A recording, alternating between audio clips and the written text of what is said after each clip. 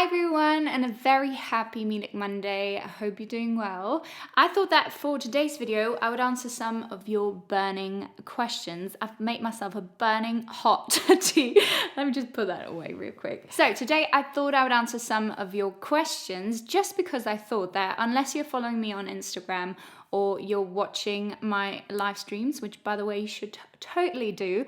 I go live every Thursday at 7 p.m. Central European Summertime or Central European Time, depending on when you see this video. You probably don't really know much about me just because I don't really talk about a lot of things in my videos. I only ever sing. So why not answer some of your questions? I've asked for your questions quite a while ago actually over on Instagram. So if you've got any different questions, any other questions, leave them in the comments down below and I might answer them in a future video. There are actually quite a few questions, but I will try to get through them as quickly as possible. I don't really know if I should read out the names or not, but the first question is, how did you start your music journey? When do you really start your music journey? Now, my parents always say that I've been the kid who would never cry, but I would like sing myself to sleep, for example, which I don't really know how much of that is true, but I've always been really interested in music and I always loved music.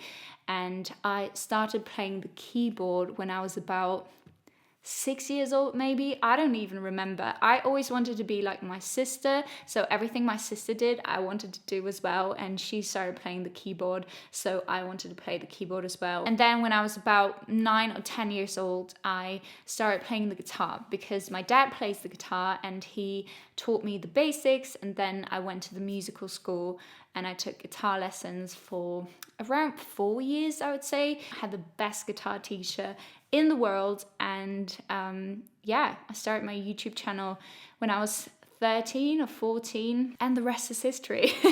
That is how that whole music journey really started. It was YouTube for sure. So yeah, I hope that answers your question. The next question is, what was your first instrument?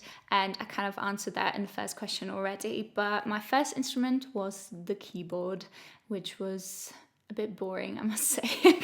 I wish I'd gone full on piano instead of keyboard, but keyboard it was. The next question is, what has been the most rewarding part of your job over the past few years?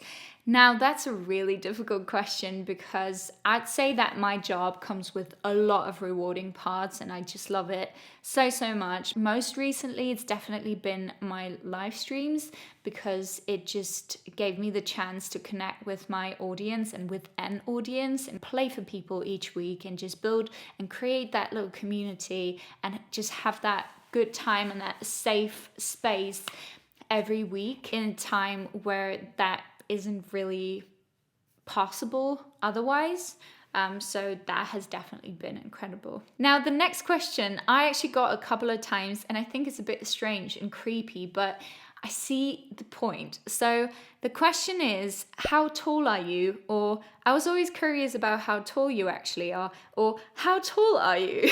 So people seem to be really interested in my height, which is a bit strange, but I kind of see where this question comes from because you mostly just see my upper body. So you just want to know how tall I am. But you know what would be even funnier? If you could guess my height in the comments down below, and I will answer if you're correct or not. I'd love to see what you think how tall I am just by seeing my upper body or my full body in What If. I think you can see it in a couple of other videos. So but that was a bit strange. The next question is, how long have you been making music professionally? Now, that's another question that I don't really know how to answer because, and I know I'm very lucky to say this, music is the only job I've ever known. So I've never worked as anything else but a musician. Even when I was younger, I would play gigs and make some extra pocket money. So yeah, I've never worked in a different job. I've obviously finished school and I did study. I studied English and musicology, and right after that, I've been a full-time musician. So I don't know, all my life. How have you met Anne-Marie? I won a competition called Heavy Okie over on Instagram where Anne-Marie asked to cover her song Heavy, and I won it with I think 4 other people, and we all traveled to London and we got to meet Anne-Marie and sing Heavy with her, and we actually sang some karaoke with her as well.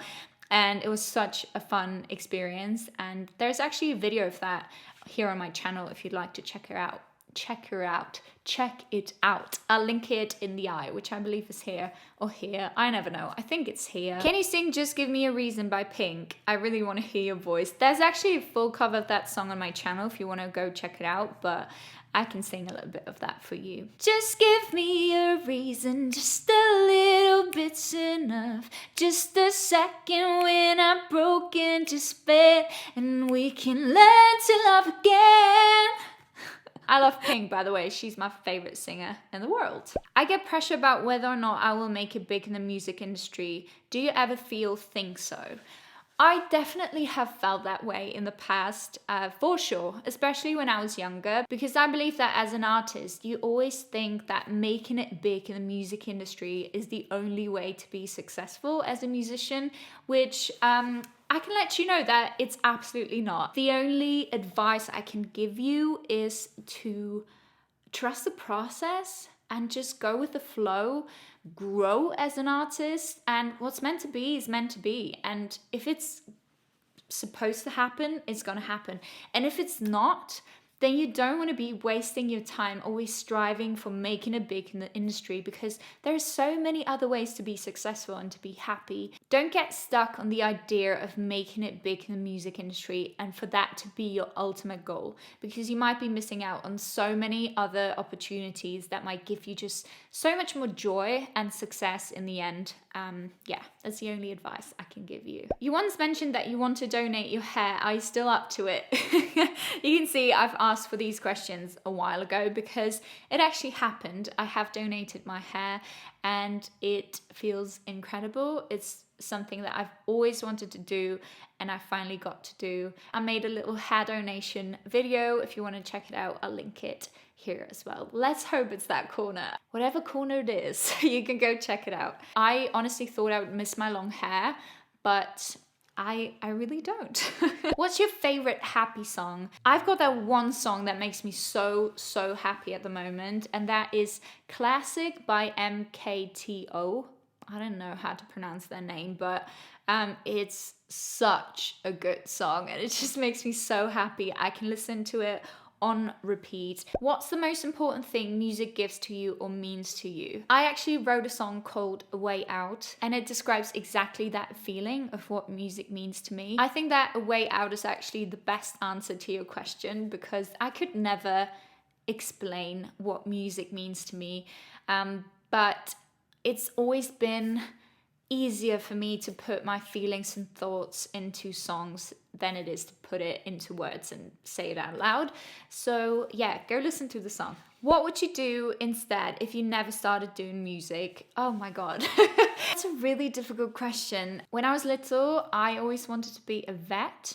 Then I wanted to be a dancer for like a really long time. And then I wanted to be a musician for like the most part. But if I never started making music, I'd probably be doing something with animals. I'm not sure I would be a vet, but I would love to work with dogs because I love dogs. I don't know, something I would love to do, and I might do in the future at some point in my life, is taking care of stray dogs and cats. Yeah, that would actually be a dream. So I don't know. I have no idea. The next question is your favorite web series. Now, believe it or not, I just had to Google what a web series is because I don't think I've ever watched a web series. Correct me if I'm wrong. Is there like any super popular web series that I probably watch but I just can't think of right now? Because I just can't think of any right now, but I can tell you about my favorite TV shows instead if you like. I love anything emotional or super funny. So it's either really dramatic and emotional or it's like really funny. So I love Desperate Housewives. It's like an all classic. Love it, love it, love it. So dramatic and it's great. My favorite TV show ever is probably Nashville. If you haven't seen it yet, you totally should. It's so good. Funny TV shows, I highly recommend watching The Middle. Max and I probably seen The Middle about 3 or 4 times, 9 seasons. It is so funny. Max and I recently discovered Superstore. Has anyone watched Superstore? It's on Netflix. It is so funny. So we're watching, sorry, that was my ankle. We're watching Superstore at the moment and it's just incredible. The next question is, who's your favorite patron? Well, I really wish I would have read the names out loud now. My favorite patron, if you don't know, I'm on Patreon and you should all join because Patreon is such a fun place and we have such a lovely little community over there, and I share my new songs on there first. We have a Patreon only YouTube channel and it's just really funny. I don't have a favorite patron. I'm sorry to disappoint you. I'm so incredibly thankful for my patrons, every single one of them. And it doesn't matter how much they pledge each month. I'm just so thankful because they keep my music alive and I couldn't do this without them. So thank you very, very much. And if you want to join my Patreon, you should definitely do that.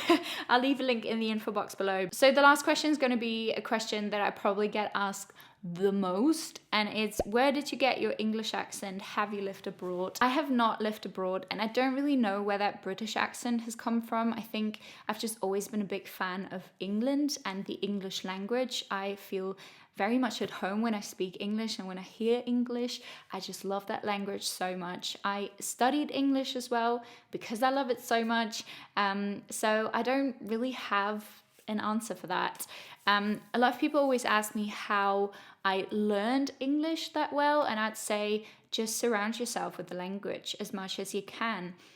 Read English books, watch English videos and films and TV shows, and listen to English music. I think that singing English songs and writing English songs definitely has helped me a lot in the past with my English.